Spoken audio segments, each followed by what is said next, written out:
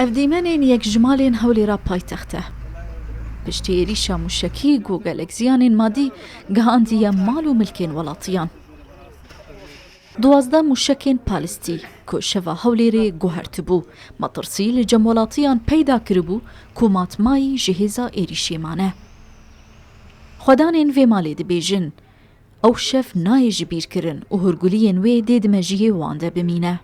دەنگێکی زۆر گەورە هات سەدمە بوومە لە خەوێ نووستی بووین هەستین ئیدی چاوم کردەوە هەموو دنیا ئاگر بوو لەناو ئاگرەکی بووم جا شتەکان لە ڕوویمە دەهات یەکەم قلیان تەقیەوە تاوان بە سەدمە بوو نەمدەزانم واقعەکە چییە وەختی بووە دووەم سێم زانیم کە قەسفەکەیان شتە چووە ترسەکی زۆری هاوشتە قالبیمە یان لۆ لای دەرکەی دەچوین ئەو لای دەهاتە خوارێ لۆ لایەکەی غارماندا ئەو لای دەهاتە خوارێ شتێکی زۆر ناخۆش بەڕاستی زۆر ترساین لە هەموو لایەکی شوشەشتیوا دەشکا دەرکەکانمان دەشکا سەقفەکان بەردەبەوە وەزعی زۆر ناخۆش بەڕاستی.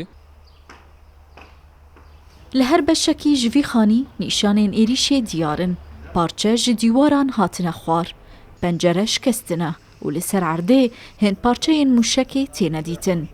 Tevîziyanên madî û bandora derûnî li ser xwedanên xanî lê ew dibêjin ya giring got endamên malbatê nebûne ji qurbaniyên êrişê. مارمان هەموو هیچی پێوە نما لە داری لە دیواری لە جامی هیچ شتێکمان نەبوو لێ دانیشین زەرری داری دیواری ماعادە هەیکەل لە خانی بترازێ بەس هەیکەل مابوو لە پاش هەیکەلی هیچ جێکمان ساغ نەمابوو زیانەکان زۆر لە ڕادە بەدەرگەورەیە طبعاً الحەمدولله خۆمان هیچمان لێ نەهات بە خۆمان قوتار بووین ئەوە سەری هەمووتی لەخوای بەزیاد.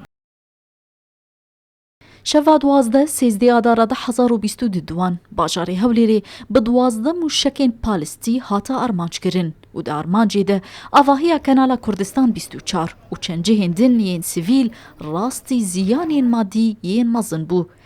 Herûha yek ji sivîlên bajarê Hewlêrê birîndar bû.